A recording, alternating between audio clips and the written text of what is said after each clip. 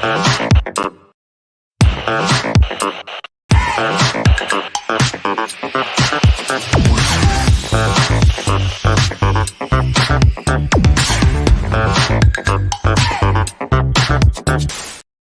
welcome back to Off the Curve. Justin Spiro here. Happy to have you.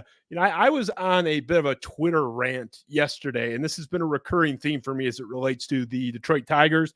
And I feel like the Detroit Tigers fan base has been beaten down for so long that they think that for some reason they don't even deserve to ponder the mere concept or idea of having nice things, let alone ask for them or, God forbid, demand them.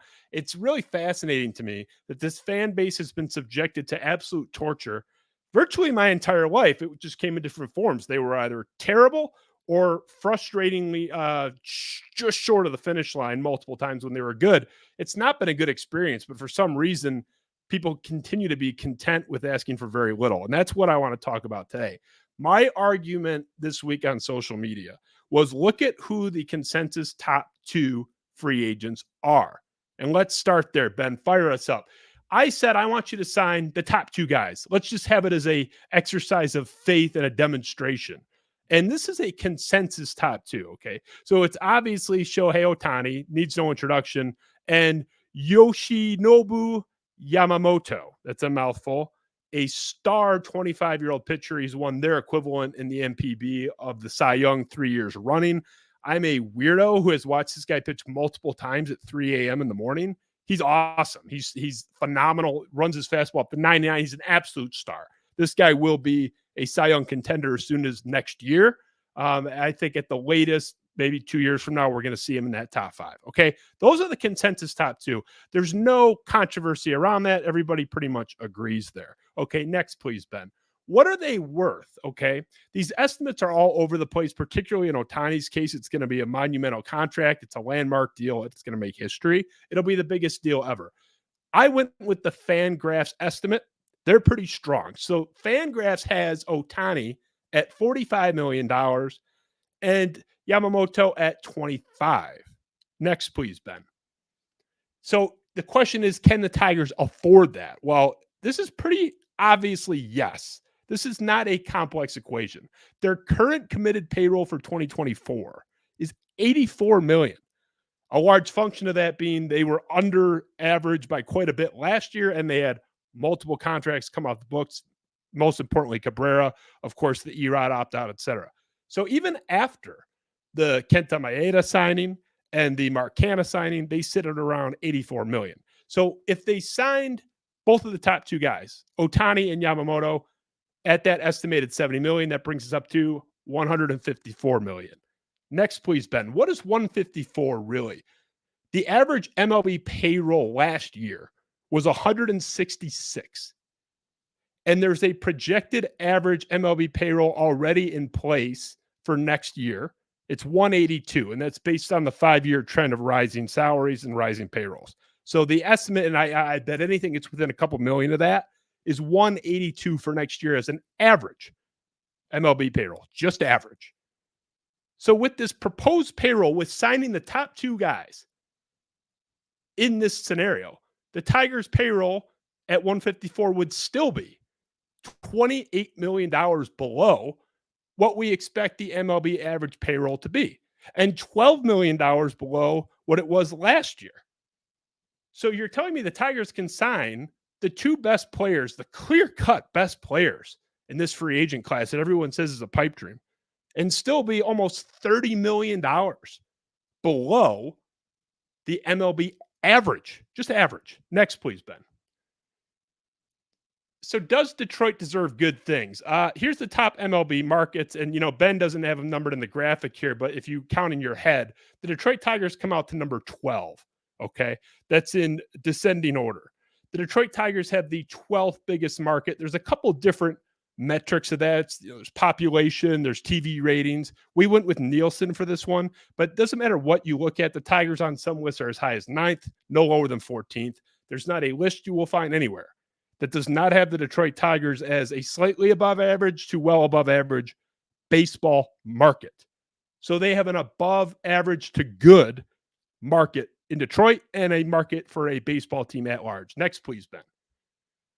The bottom line is it is time to spend. So if you are in the 12th biggest market, but you are well below that salary number, and it's not a perfect equation, but that's a pretty good indicator, that's a problem. They have had below average payrolls for 7 years running, all while in this pretty solid market. They've had 7 straight losing seasons. They've missed the playoffs for 9 straight seasons. They've finished at least 8 games back in the American League Central every single year since 2014. That is one of the weakest divisions in the sport. And not only are they not qualifying for the playoffs, they're not even close. They're not even close. There's no drama in these seasons. It's time. Next, please, Ben. It has worked for them, right? We've seen it. It's worked for the Texas Rangers. 2021, 102 loss team. They signed Marcus Semien and Corey Seager and John Gray. But let's focus on the 2 big guns. They signed 2 of the top ticket guys. Everyone said, oh my God, this elite middle infielder class. There's like 6 of them. And they signed 2 of them? Oh, what are they doing? This is crazy. Is this the pathway to winning? You can't buy a World Series title. Twitter was ablaze, right? Well, 2 years later, we know what happened. Not only did they win the World Series, they finished first and second, respectively, in WAR for their team. They were the objective 2 best and most important players on the team by far. There was a big drop-off till you got to number 3. It works. And who else did it work for, Ben? Let's look at that next. Oh, it worked here in Detroit. 2003, the worst team ever. The Mets don't count. They were an expansion team. The worst baseball team in the history of the sport, a sport that's been around for almost 150 years, was your Detroit Tigers. They signed Pudge Rodriguez right after that season. The following year, they signed Maglio. So back-to-back off seasons. Those contracts were ripped in real time. Go look at the Detroit News archive. We were excited. The national view that was printed in the Detroit News, oh, ugly. I've seen it. 2006, what happens? 96 wins. They had the best record in baseball almost the entire year until they collapsed right at the end famously and ended up as the wild card winner. But alas, they went from the worst team ever to 96 wins, winning the American League, led in large part by their 2 free agent signings that were considered high risk due to injuries, and people mocked them. Okay, Ben, what do we got next? Me. And we have Chris Castellani. I'm going to bring him in. I am frustrated, Chris. It has continued. Oh, you got to give Harris time. We got to be patient. It's not year 9 of the rebuild. It's really only year 2. I don't care about that. I think I've made the argument pretty clear here. They could sign the top 2 guys and be still well below average. What do you make of this? Am I crazy? Am I asking for too much for them to at least call these guys? Because they're not even rumored to either one of them at this point. I fall somewhere in the middle here because I think that the original point you made was that Detroit fans have been convinced that they don't deserve good things. I disagree with that. I think what a lot of Detroit fans have been convinced of is that this is a small market, which is horseshit. Except for Oakland, I don't really believe that there is such thing as a small market. You know, look at what the Padres spent last year. I believe they were the 20-something ranked TV market. I know it's in California, but there's multiple Los Angeles teams, a San Francisco team that are considered bigger markets, and yet they still had the second highest payroll in baseball. In terms, look, they're not getting Ohtani, and I from what I've gathered, it seems like Ohtani, I don't know, looks like Toronto's in play, but it seems like he's going to stay on the West Coast. I think that also with the Ohtani thing, I think he's very much done. I understand money talks, but I think he's very much done playing for a team that's not comfortably in the playoffs before the season. And now with Yamamoto, it's a little bit different. Now, you've said that they're not rumored for either one. There's been rumors about mystery teams for Yamamoto, and really both the Japanese pitchers. There's something is billowing there in Detroit. There's a clear effort that Scott Harris is putting forward to want to appeal more to the Japanese market. And I'm not just talking about bringing in Maeda. I really do think that they're going to make more of an effort to do so. To me, the one stipulation I've had, and you and I have gone back and forth about it in text, is I don't like this free agent class at all. I think really Yamamoto to me is kind of the only slam dunk. And even even Ohtani to me, with the arm blowout, a wonderful player, elite hitter. Of course, he makes any team better. But after that, I know you're a Bellinger guy. I've been a Bellinger guy, but we can't ignore the fact that in 2021 and 2022, Cody Bellinger was one of the worst players in baseball. So what version of him are you going to get? You know, I know Schiff got banned. He had a much better season a year ago. But beyond that, I think that where I am frustrated, and I like Scott Harris, and I do trust the overall outlook and the overall plan here. What I'm frustrated by is I think they should have been more aggressive last season. That does not mean signing Aaron Judge necessarily, but I think that was a pretty interesting free agent class with some potential stars or just stars in general. And you got, I believe they signed 2 guys. They signed Matt Boyd, arm blowout, and he was bad even before that. And you got Lorenzen, who was solid. That was a good deal for them. I think that, and Tony has pointed this out when he's been on your show as well.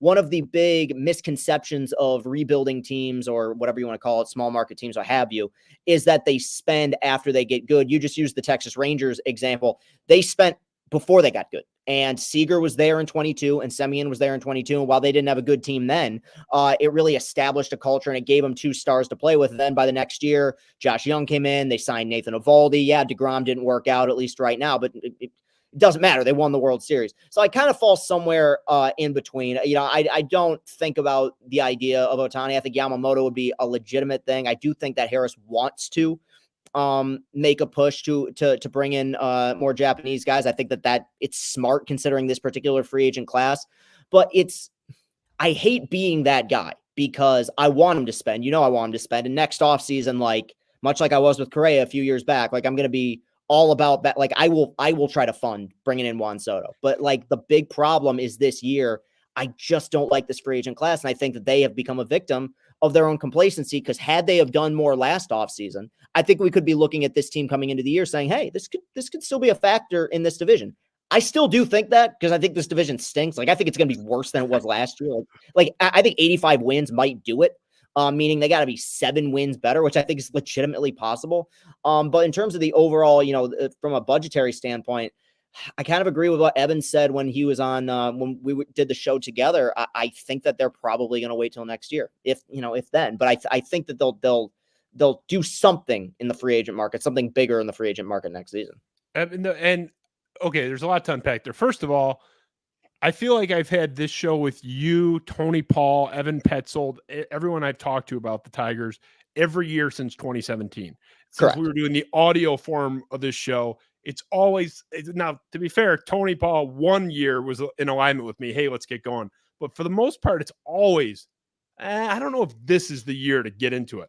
I don't understand why not, because this is not like, look at Yamamoto. Yamamoto's 25 years old.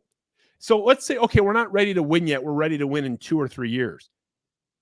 Okay, sign him now. You'll get there a little bit faster than you would without him because he's that good. And he'll be 27, 28 and still under contract for multiple years. What is the problem? I don't understand where, now's not the time. What is the downside? It's okay to, Pudge Rodriguez, we look at that contract now and say, it looks like peanuts. At the time, that was a big deal, what they gave him, especially at his age and with his lumbar spine issue. People were like, what are they doing? Like, that's not going to do anything. He added like 15 wins, not himself, but that move was the first big step. I don't get it. Ohtani, I'm willing to sit out Ohtani. I really am, as much as I'd love him. And this whole idea, first of all, I know they're not going to get him either. And we've talked about that. This is just a demonstration of they could sign the top 2 guys and still be below average. It's just to frame this properly. But I'm fine. Okay, you want to sit out kind of this offseason? Fine. Sign just Yamamoto. Because if you sign just Yamamoto, what are you? You're still, let me think here, 65 million below league average payroll is 60. I'm doing the math on the fly. You're still way below. So, okay, stagger it. Sign Yamamoto now. And then next offseason, try to get Soto or whatever you're going to do in the free agent class. Why is the crown jewel of this class Kenta Maeda or Mark Canha? That's not acceptable. What are they going to a payroll with 90 million next year? What are they doing? Yeah, and in fairness, I did say the one slam dunk to me is Yamamoto here, and I pushed for it. I made a video about it. I wrote about the fan base, Chris. I'm sorry, I didn't mean to point at you. And I'll let you finish. I'm just saying, I understand that. I'm saying that these fans that are saying, it's too soon. It's not. Bottom line. Sorry, Chris. Go ahead. Well, no, yeah, I think it's I don't know, and you might know better than I do, but I don't know a whole lot of people who don't want them to spend. I just think that you have to look at the market for what it is. Like, man, it sucks. I fucking hate saying this because, I want them to spend money, obviously, but I have my concerns with this free agent class. Like, yes, this team needs a third baseman. And right now, honestly, I legitimately think they're going to go into the year with Matt Bierling as their third baseman. And so Matt Chapman's out there. I think that would be a disaster. Would he maybe make them better next year? Sure. But what this organization wants to avoid, and one of the reasons why they got into the predicament they got into, was how awful the free agent signings were. Even their 1 year dink and dunk, who gives a shit deals didn't work out. And then you have the disasters like Zimmerman and the Miggy extension and the Javi Baez deal. I think the number one thing they want to avoid is one of those bloated contracts, because what that prevents you from doing potentially in the future is locking up your good young players long term. I mean, when you look at the Braves and the Astros, Dodgers are a bit of an exception because they're so big market. What they've been able to do is they've handed out solid free agent deals, but they've been able to extend their young talent because they haven't gone out and gotten that $300 million guy. They've given these mini extensions to Acuna and Albies and Bregman in the past and Yordan Alvarez. I think that's what the Tigers formula is going to be. It makes it frustrating as hell. And it's something I brought up the day he was hired here, is that Scott Harris will exist on a different timeline than the fan base will, which is going to be annoying. And I guarantee you it's going to frustrate people. It's already kind of frustrating me. I mean, we know how last year's trade deadline went, but I think that he still believes this is year 2 for him, where as a fan base here, we're looking at this saying, and we're probably saying year 8, but they haven't made the playoffs in 10 years. So like you could argue it's even then, like probably they peaked, or their last really relevant season was 2014. So yeah, I just, that's kind of where I stand on it. I think they mismanaged the market. I would say not just this, I would say last season, but sadly, even more so, and we can point fingers at whoever, at last year's deadline. I think that there was a really neat opportunity there to potentially add some young pieces that could be close to major league ready. You didn't. Blame whoever you want, but at the end of the day, you ended up with nothing outside of the piece you traded Lorenzen for, and you're left with kind of a flat off season, at least up to this point. I mean, as far as mismanaging or misjudging the market, that's just your opinion. And I, as much of a stink as I think we rightfully so made about just letting Erod walk and how that was botched, there's another takeaway there that I thought was interesting. I know you read the Ken Rosenthal piece, that's now 2 GMs in a row he is absolutely shit on for the Tigers. We've talked about the Avil one in the past from the year prior, but I don't know if you remember what Rosenthal said. Multiple league executives were on the record with him, not with their name, but said, hey, you can print this. I don't know what Scott Harris is thinking. His valuation is way off. He's asking for way too much. And hey, it's fine to be demanding, but when the guy just walks and you get nothing, what is that winning you? So we're already seeing some concerns there as far as Scott Harris goes. I think he's been over celebrated, Chris. It's way too soon. I know the guy that types in ellipses that hates you and I. What's Mark? Yeah, right? I was on a podcast with him and Evan a few weeks ago. Yeah. You were? Yeah. We talked about it. I didn't know that actually happened. Yeah. That one. Well, okay. So that guy, maybe you guys are friends now, but I know that guy wants Scott Harris dead, and that's insane. I'm not insinuating, oh my God, Scott Harris sucks, but I think you and a lot of other people, and I think you're in the majority, are more bullish on him than I am. I'm just in a wait and see. To me, what we're celebrating the Verlaine trade, that was at best a push. I mean, Soto's not great, but neither is the haul we got. He had one of the all-time botcheries with the Erod situation. I don't have a lot of faith in him. I don't know where you're at with this, and that's sort of a separate topic, I guess, in itself. But the problem is, if you're going to assign this fear, Chris, where you're saying, oh, they got burned by those bad contracts. Jordan Zimmerman turned 30 years old at the very beginning. It was like May of that year one. You basically signed a 30-year-old pitcher who had every single peripheral, all the underlying numbers were saying he was going to tank. Now, not as fast as he did. We thought we'd get a couple of good years, and then it would fall off a cliff. Got a great month. He was pitcher of the month for April. Yeah, I know. He was dynamite. Yeah, but that's different. He was older, and all the signs were there of problems. Javi Baez, you and I famously sat here in the ultimate this aged well take of all time saying, no thanks. Like, that guy's going to be bad if he signs here. So, and a lot of people, smart baseball people, said the same thing. Miguel Cabrera, the all-time bad contract for a guy that was extended.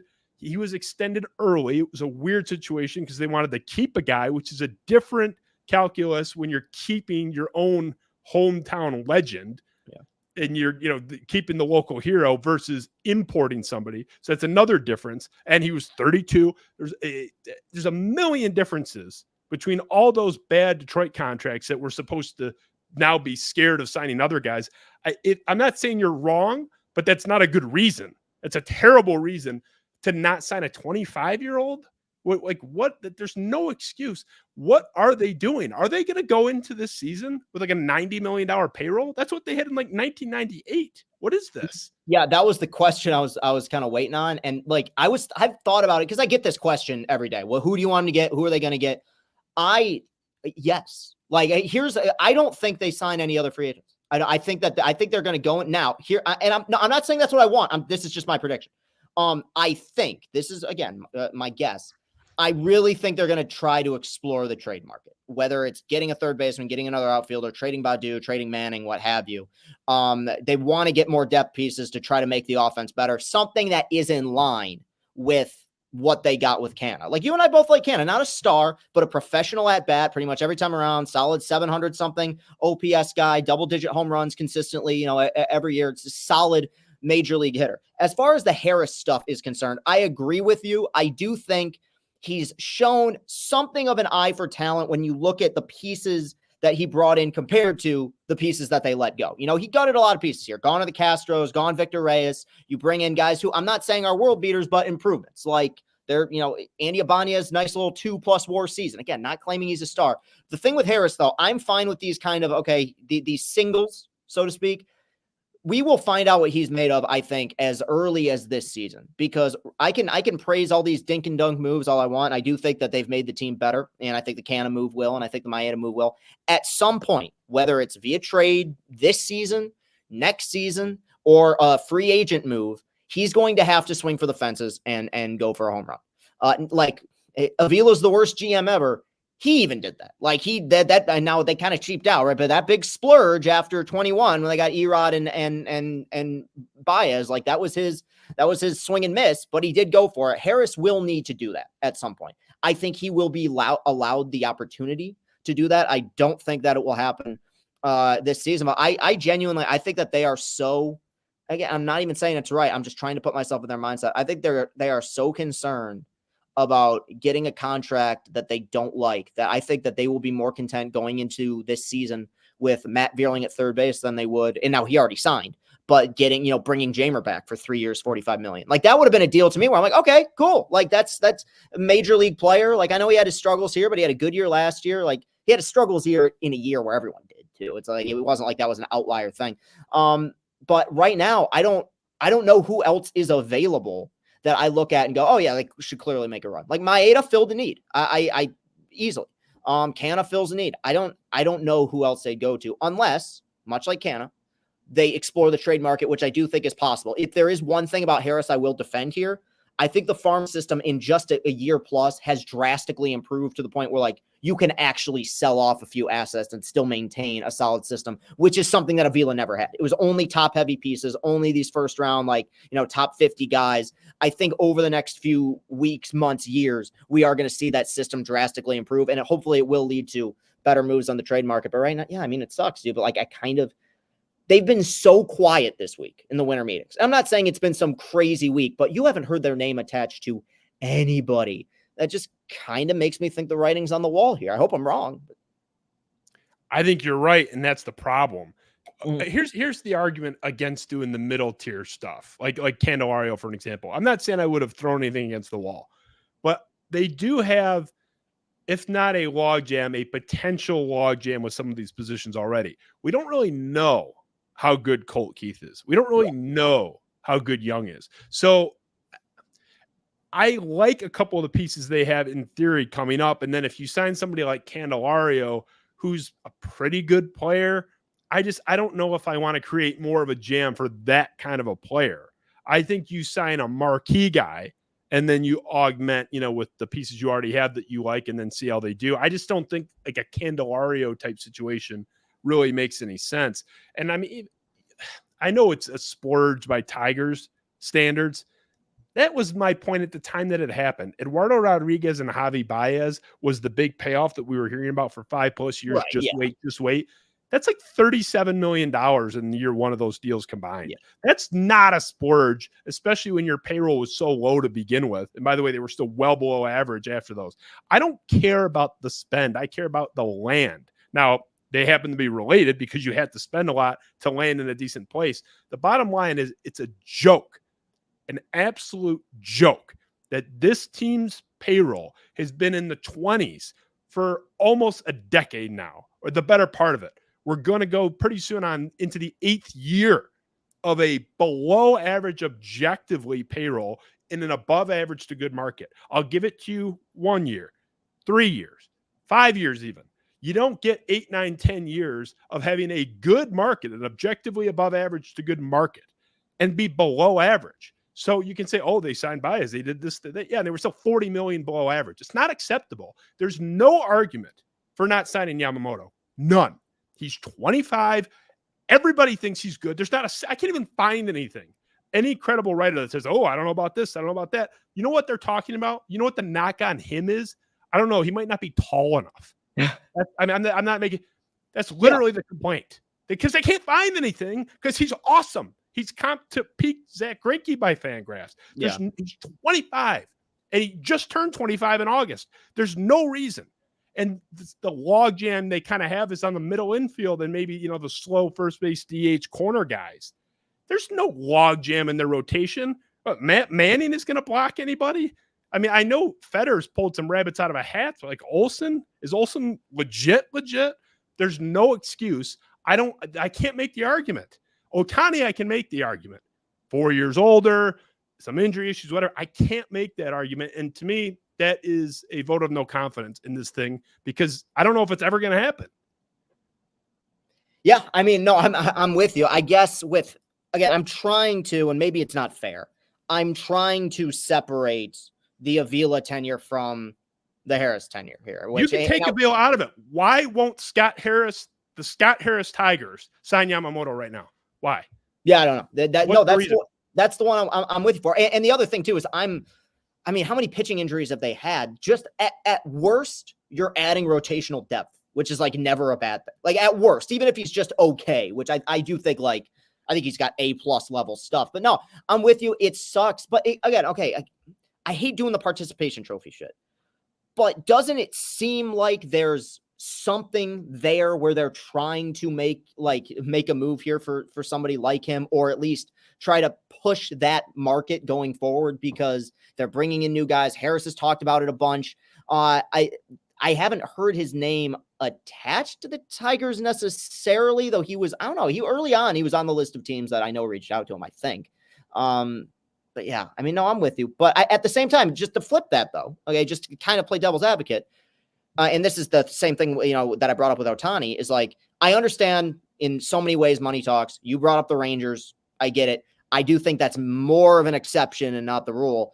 But if we're talking about being offered by the Mets, being offered by the Dodgers, being offered by the Braves, I don't think the Braves would, the Braves, the Yankees, what is the appeal of Detroit over those teams right now? I do think that is an issue. It's more persistent, I think, in basketball right now in the NBA, where it's like, I don't know how appealing this free agent market is in Detroit right now. It was very appealing when Dombrowski was here because they had great culture. They brought in players that were very successful, that came to Detroit, that were already good, got just as good or better in Detroit.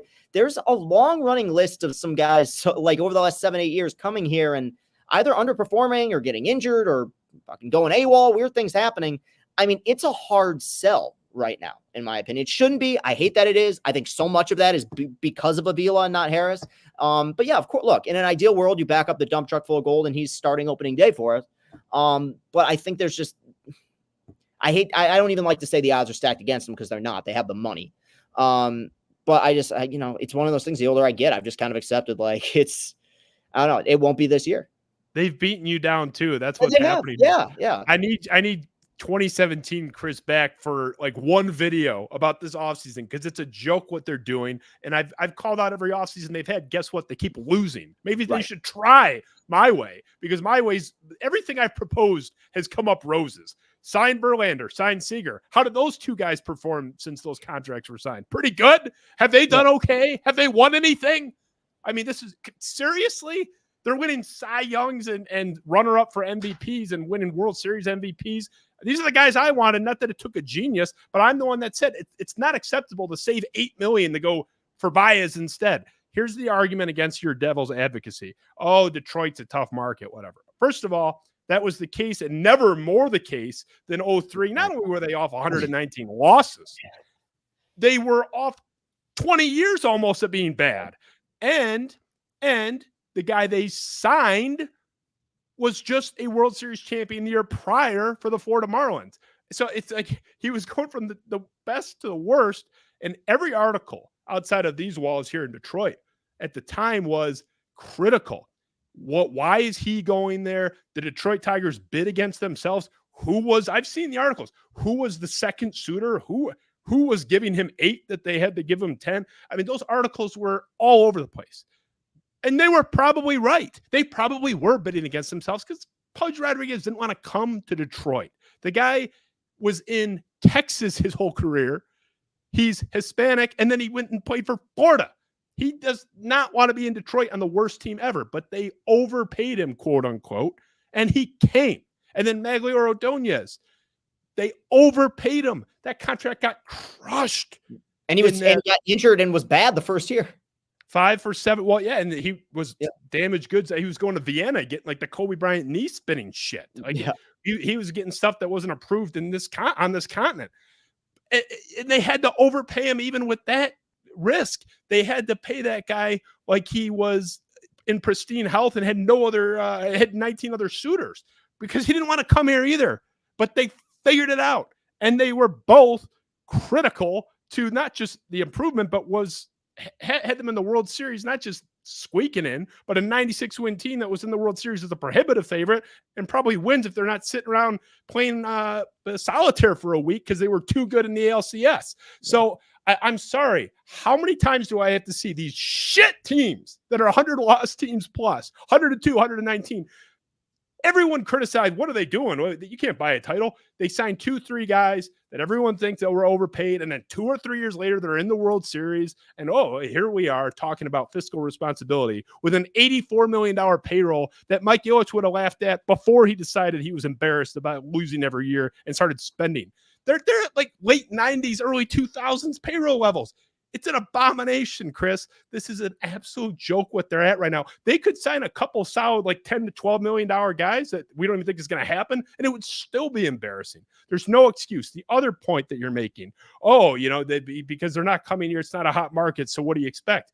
That was the case for Carlos Correa. He didn't want to come here, but we at least were talking to him. It's just his number was too high. He wanted to go to San Francisco or New York or Los Angeles is what the rumors were, and he signed with 2 of them before those deals got vetoed. He ended up back in the Midwest, but he clearly tried to get the fuck out there. Yeah. I'm not saying you have to get him or else, although I think that's important, actually getting the guy, but I at least got to see you in a credible rumor that you met with him on Tuesday and you're in play. We're not even trying, Chris, unless you're believing this clandestine thing. But if the only evidence is, you never know, that's not convincing to me. Right. This is not acceptable. It's not. This team is never going to win anything if they don't wake up. If the current payroll stays the same, I agree. Now, just to counter. Okay, so where do you think right now if the season started? Okay, like it's hard. It's so many variables. I get it. Where do you think this team roughly record-wise would be? Oh man, so much of it depends on is Mize healthy in this scenario because he's had like 6 setbacks. Because I don't think Mize is a Cy Young candidate, but like he was like a 380, 390 guy in the limited sample size. And if you're giving me 30 starts of that, like stabilizing rotation, that's worth like 4 wins to me. So if he's healthy-ish, I'm going to go about 79, 80 wins. It just, and a large part of that is because the division is atrocious. That'd be what, a 1 or 3-win improvement? 2-game improvement. They were 78 a year ago. 78 with a lot of close wins from a from a run differential standpoint. Like I think that they were probably a little bit worse. But they had a good bullpen and they managed the bullpen well. That will stay. Obviously AJ's here to stay. Yeah, I'm split on it because I do think there actually is a future in which they could still win this division this year without spending. And again, that's so much of that. 99% of that is related to the division, right? Exactly. but I'd take a playoff appearance. So would I, but we're going to throw you won by default parade. I want to win more than that. But yeah, of course, everybody does. Yeah, but to me, that's not even worth the point. Oh, they could win the division. It's like, so I mean, yeah, they went. They're going to backdoor in a comedy of a division. It's an absolute joke, and then get blasted in the playoffs because they're not going to win anything if they get into the playoffs. So, to me, that's not an excuse. Oh, yeah, Chris doesn't have to spend because the division sucks. They might stumble into it anyway. Do you realize how bad an $84 million payroll is? I don't know if that's like sunk into the audience yet.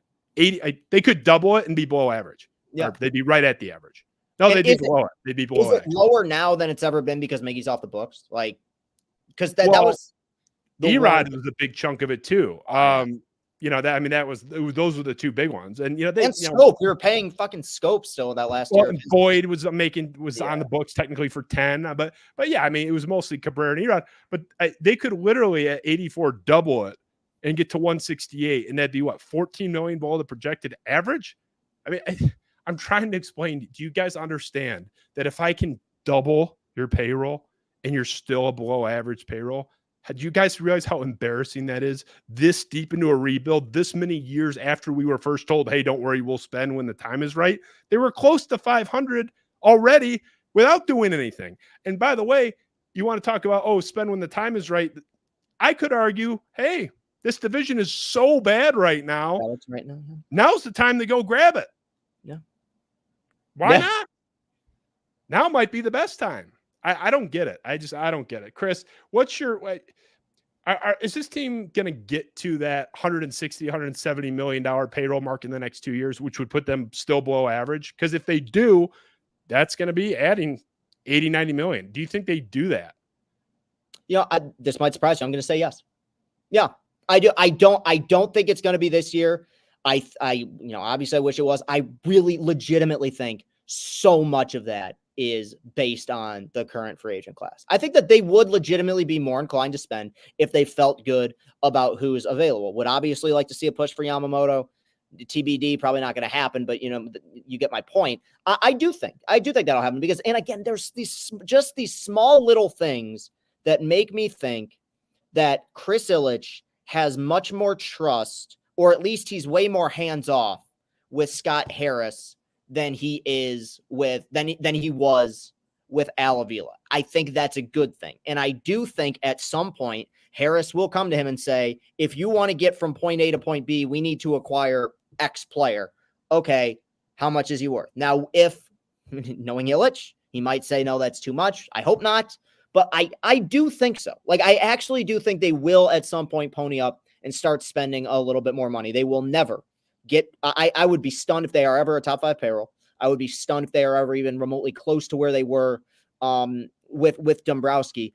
But I do think there will be something of a push with him here because really, I mean, it sounds silly to say, but then why the fuck would he agree to come here? Really? He had a pretty good standing there in San Francisco as their GM, was a key reason for that magical 107 win team they had. He's a California guy. I have a hard time believing, and could have lied, obviously, but I have a hard time believing that he would come here under the pretense of we're going to nickel and dime this entire thing. I do think there's a plan, and it's a frustrating plan because we had 7 years of a plan already that completely failed. I do think it will happen, though. Maybe not to the way we want it to, but I do think that there will be at some point an urgency to spend, and they will spend.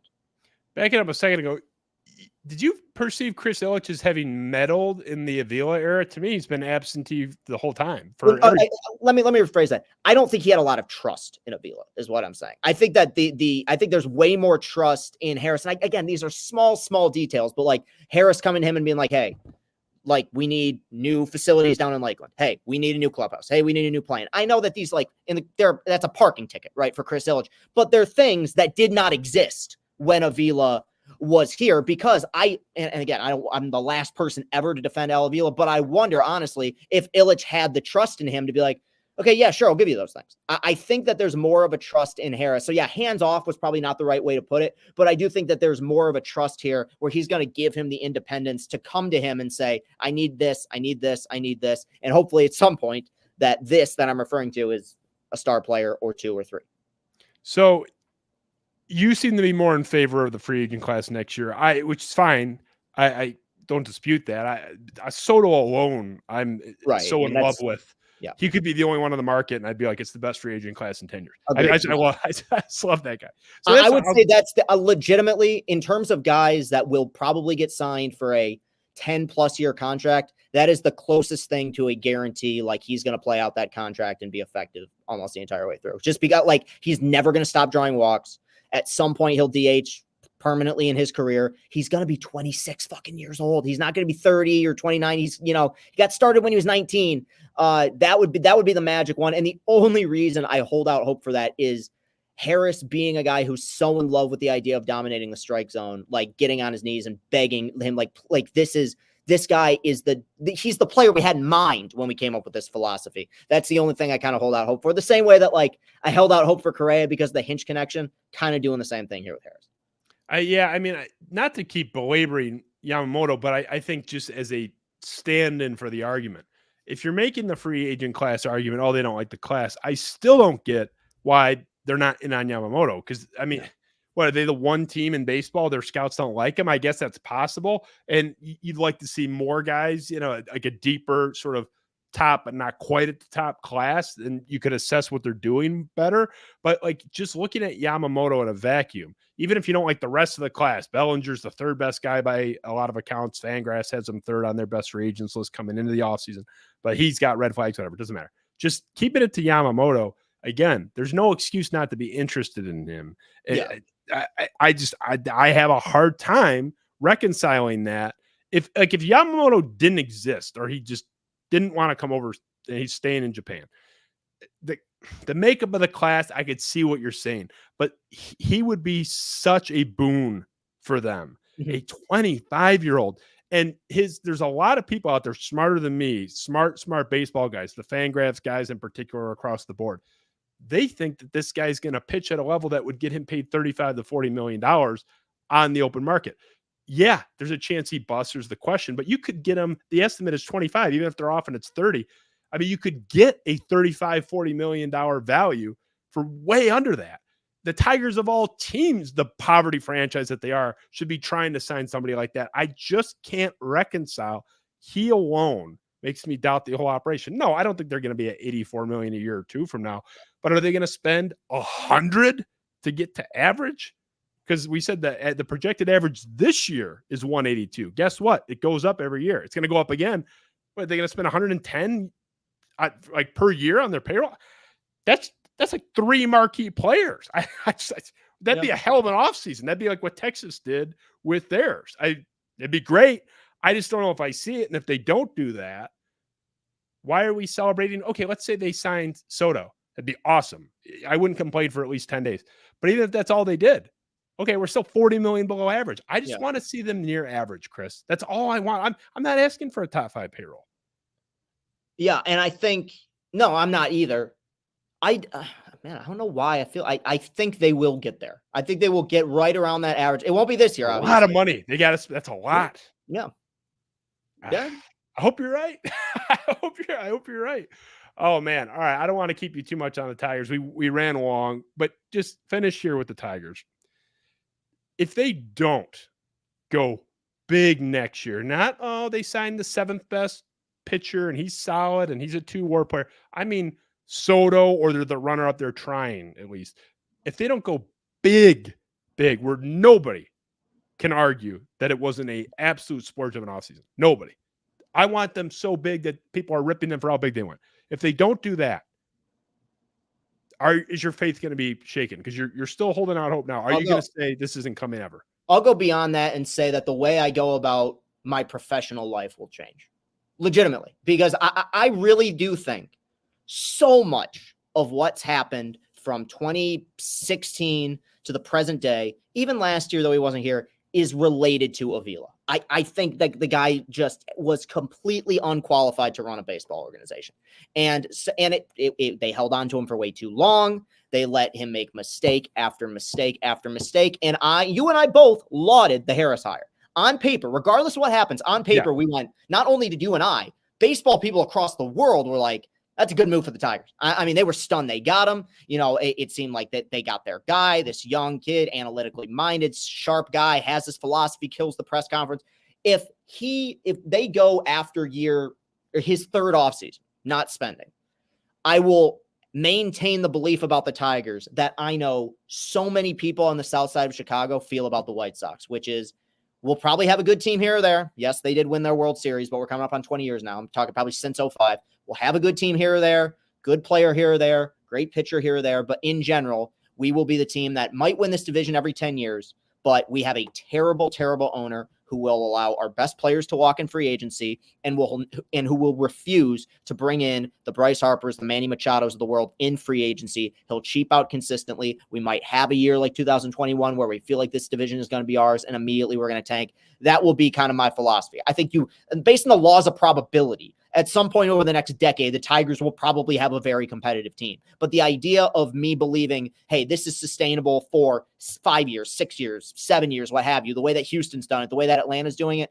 I will not maintain that belief because I can still think that Scott Harris is the smartest guy in the room and acknowledge this goes nowhere without some risk taking and commitment to spending money at some points.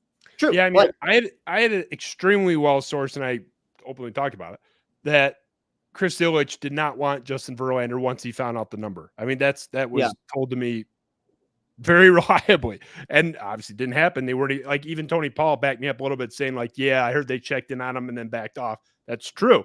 He was on record saying we're not in the business of signing $30 million, like 38-year-old or 4-year pitchers, whatever he was. He didn't want to go there. I don't have direct sourcing on Correa, but we know that they talked, and then Evan Petzold and I think Cody Stavenhagen had reporting on it too, but definitely Evan came out and said, yeah, their ownership doesn't want to go at that number. So like we've already had multiple examples of Correa struggled, but he'd be better than Baez.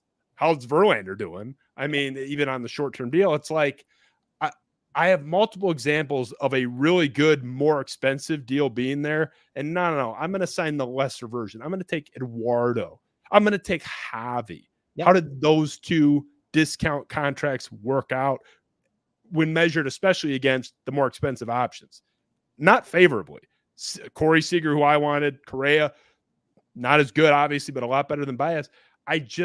We have so much evidence. We have that 5-year run where we were promised just wait. And the can kept getting kicked down. And the payoff was those discount buys that I just mentioned. I don't have any faith here, and I'm shaking as ever. But if I can get it in writing from you, if I need it, that you will be next to me with a pitchfork next year, let's say like 13 months from now, if we go into January and they haven't done anything, I need you next to me. Half of this is me recruiting you, Chris, because you're the biggest Tigers voice.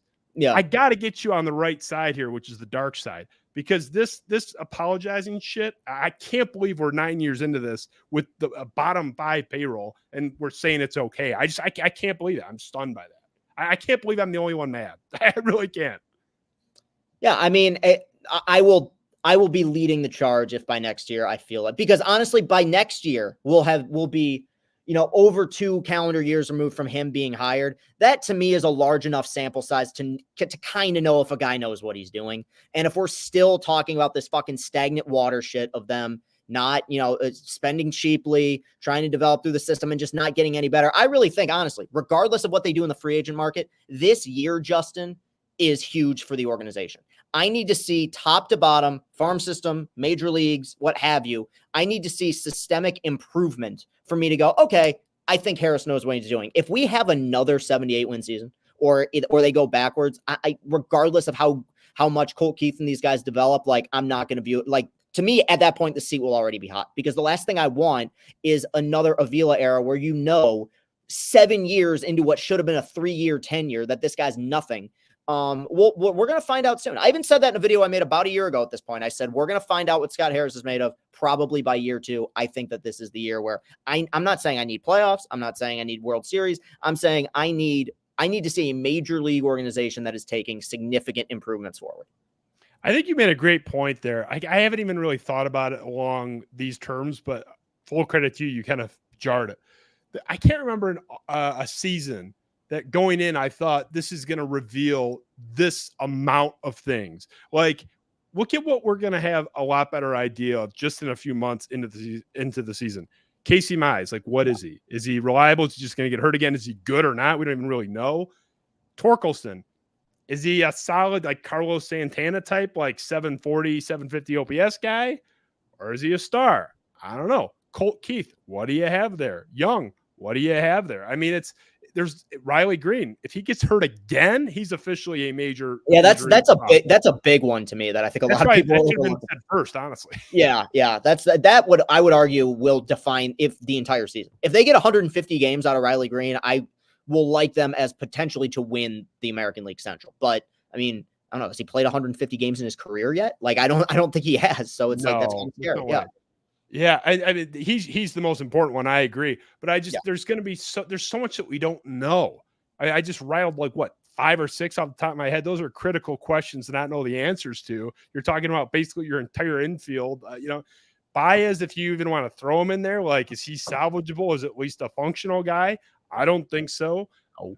Evan Petzold argued with me and you, that he is. So he thinks there is something salvageable there. We'll see. I've written him off personally. I don't think he should even be on the list, but he's on some people's list. But I can't remember a season or off season going into a new season that I'm like, man, it's not even like a bad thing. It's just that we have no idea how good or how reliable like 8 of the 10 most important pieces are. It's kind of wild. Yeah, I think the end of last year gave a lot of people, myself included, that there's some legitimate hope with the young guys within this core. If they remain what they were, like we talked about that with Torkelson, and I said it the last time I was on your show. If Torkelson puts up the exact same numbers he did last year, I'm going to call it a disappointment. I viewed last year as a stepping stone year, but like, and give me the home runs and RBIs. I don't want a number 1 overall pick with a 740 OPS in his 3rd year. Like, get fucked. Sorry. Like, I'm no way. Like, I think Skubal has the potential legitimately to be a Cy Young caliber pitcher. I don't want him making 10 starts again. Like, I need these guys fully healthy, productive. If that happens, I legitimately think we could have a pretty darn good ball club. And I think the trust in Scott Harris will increase exponentially. So it sucks to do the waiting game thing, but I really think that this year will be a very telling year regarding what direction they're going to go in after this. Well, I agree. I mean, there's so many we didn't even mention. You threw in Skubal. I have no doubts about the talent, but yeah, we haven't seen him make that 30 start season. We haven't seen him. Do they have anything? Manning broke his foot. Manning broke his foot twice last year. Yeah. Like, I mean, yeah. Do you have anything at all in Matt Manning? Like, there's a lot of questions here. I'm not even going to get into the bullpen because they're so volatile and nobody knows. Bullpens don't make sense anywhere except Tampa Bay. They always figure it out. Well, yeah, I don't. Honestly, you know what? That's actually the one unit But like last year, I remember coming into the year saying this bullpen is going to blow. Like, I mean, they traded Soto, you lose Jimenez, you lose Chafin. And you know what? Like, I'm not saying it was the fucking 2015 Royals, but the back end of that, like, Holton had a great year and Foley had a great year and Lang, as inconsistent as he was, locked down a fair amount of saves. Like, I think that's the strength of a good pitching coach, is if you could take a guy just one inning at a time, piecemeal this thing together. I think they'll be able to do that. It's more the starting rotation I have my concerns about. If they just come in like parachuting in out of nowhere and sign Josh Hader, I'll at least shut up for a few days, even though the payroll would still be embarrassing. The reason I like the Hader thing is because those closer contracts, even if they blow up in your face, they're not franchise crippling. Right. Like his estimate, I think with Fangraphs was like the high end was like 5 for 20 or 4, like or 5, 20 per, like 5 for 100, or like 4 for 80 was kind of like the range. You're signing the best or second best closer in baseball. And if it blows up, it's like, all right, I'm out of it in a few years anyway. It's not like that 10-year, $35 million shit that just hammers you. So it's like, even if it doesn't work out, I'm not going to be hearing for years how they can't do anything because of the Josh Hader contract. I would love if they just came in out of nowhere and signed him. I would actually give them a lot of credit for that. Yeah.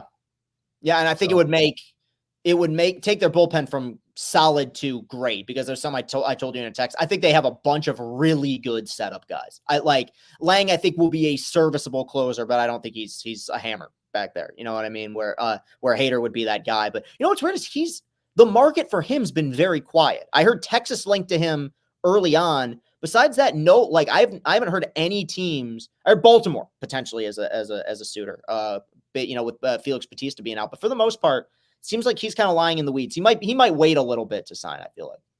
He's the guy where, like, if you don't actually do the research, and I would bust myself on this, if someone had just asked me and I couldn't look it up, hey, like, do you want to sign Hader 5 years, big money? I'd be like, no, man, like, he's an electric talent, but that guy's a bitch. He chokes and stuff. Like, he's got that like stink on him. And then you look at his playoff numbers, lights out, like just dominant. It's weird.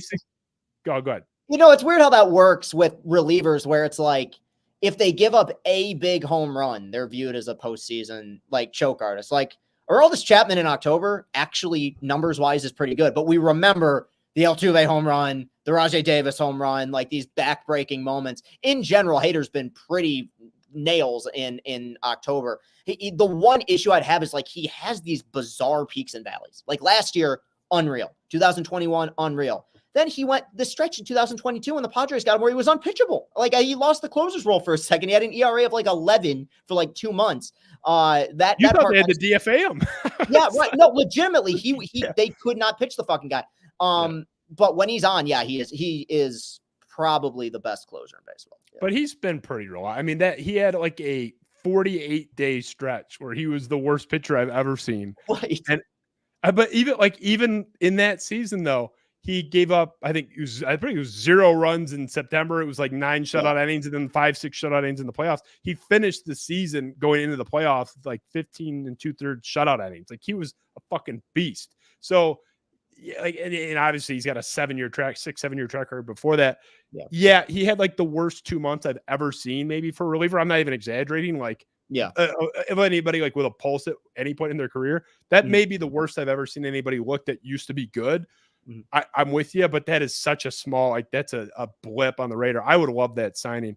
Finish here with the Tigers, and then I want one more question about an unrelated topic. Okay. You were saying they were going to win the division at the end of last year. I don't know if that was a will into existence thing or you're just being mystical. Like, do you really believe that?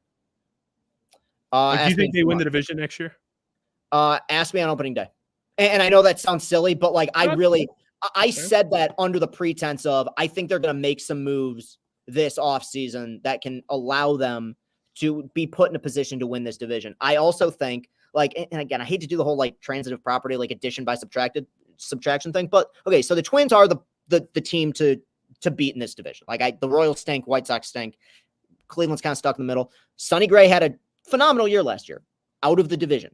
Kenta Maeda was a serviceable starter for them. Not only was still in the division, but with this team, like, there's, Correa, how's the ankle? Byron Buxton, still not healthy, never has been. Like, there's some concern that they even said coming into this offseason, we want a lower payroll. So it's like, I don't have a ton of faith that team will even be able to repeat the 87 win success that they had a year ago. Right now, no. Right now, I would comfortably put them as the second best team in the division, right around probably that 80 win range, like you said. But that's literally one more move, one solid move, whether it's a trade or free agent signing, it could completely change how I feel about it. So right now, no. But I think that they have a core in position where if they made the right moves, they could give themselves a chance to win the division. Hope so, man. I think the Guardians are going to surprise some people. I love Kyle Manzardo, man. I think he's going to be awesome for them. They do such a good job with their pitching development. With Bieber and McKenzie both being injured right now, that's like scary. Bieber's going to be back though. Yeah, but his velo is dipping fast. Like, he was peaking at like 91, 92 last year. It's one of those things, like, he may come back healthy. He may do that Zach Greinke thing where he becomes that finesse guy in the latter part of his career, but I don't know. I think that, like, his days of being that number one ace, that's kind of in question right now. There'll be 2 guys we've never even heard of to replace them. That's what they do. They find their guys. They're like a different version of Tampa Bay. I just have a feeling about the Guardians. I like them. I like Bo Naylor behind the plate a lot. I like that team, but we'll see. Obviously, I hope you're right, rooting for the Tigers. We'll finish here. Last thing. How's it feel to be sober for over a year, man? That's kind of a big deal. It's a weird thing. Obviously, the moment when it happened, I was actually really glad that I did the live stream to kind of bring it in. It was very emotional. It's strange. It's still a strange thing to deal with, just because, like, I'm exceptionally proud of my discipline and what I've been able to do over the last year. I think that, like, in terms of my job performance, my decision making, like, everything's improved.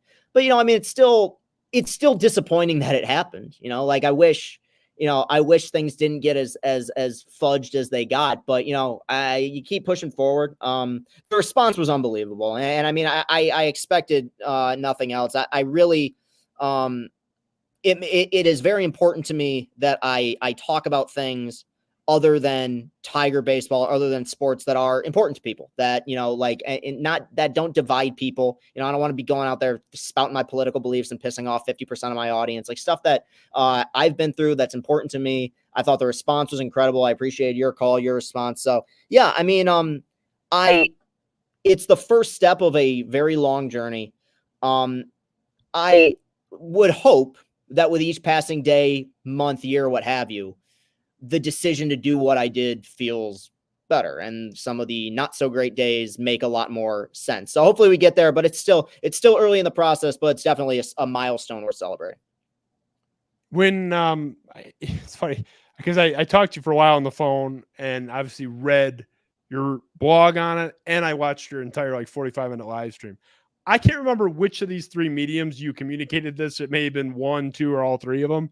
But you did make a comment in one of them that was interesting to me about hey, I didn't think I'd make it a year. I didn't think I was going to make it. At the time, it was there's no way. Why did you? With the fail rate being, between 40 and 60% for a relapse before you hit a year sober, just as a general rule for the population. Why did you surprise even yourself? What do you attribute it to? That's a really good question. I think early on, you get it flushed out of your system. You go through the detox. So I'm sitting there and I was legitimate. I was just thinking in the back of my head, because when I was in rehab, and I think this is an issue that a lot of alcoholics run into, I was there in a facility with people that had been there 13 times, people that were in their 50s, 60s. And I remember feeling like, man, I don't think my situation is bad enough where I could monitor it. I could go back to it. And of course, in the back of my head, I still am like, maybe. But what ultimately ended up happening is I just felt way more productive with my work. I think that when I look at the blogs I put out, the videos I put out, it's an easier life to live when it's not revolving around having to make certain decisions or, remembering what you did the next morning, or not remember. And so I think that as time went on, it became easier. And ultimately, I think, and this is probably not the healthy way to go about it, but getting out when I did and going through it when I did, which is not people who've been to Ascension went through the exact same process. It was met with more skepticism than I expected.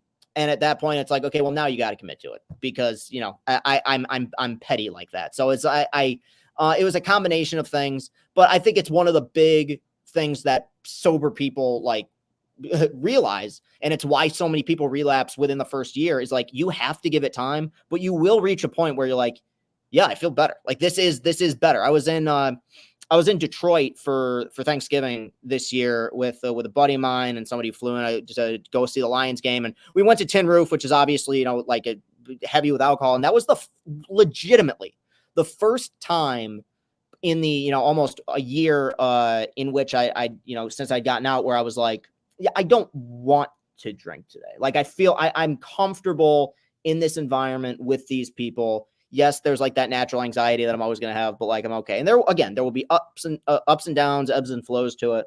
But right now, I'm stable with it. I'm going strong with it. Do you think and last question, because I want to talk about this more with you next week. I know you might be stopping in, but I'm curious, what is your challenge in year two? I think you've conquered a lot of what you needed to from the sheer physical standpoint and getting that and just feeling better and realizing the contrast and all that stuff. What do you perceive as your biggest challenge from year one to year two? Finding confidence in myself. And I want to figure out a way to word this properly. Even at my lowest points, I know I'm a talented person. I think that sometimes, whether it's because of me or external factors, my talent does not always shine through at the company that I work for. Just straight up. I love the people at Barstool.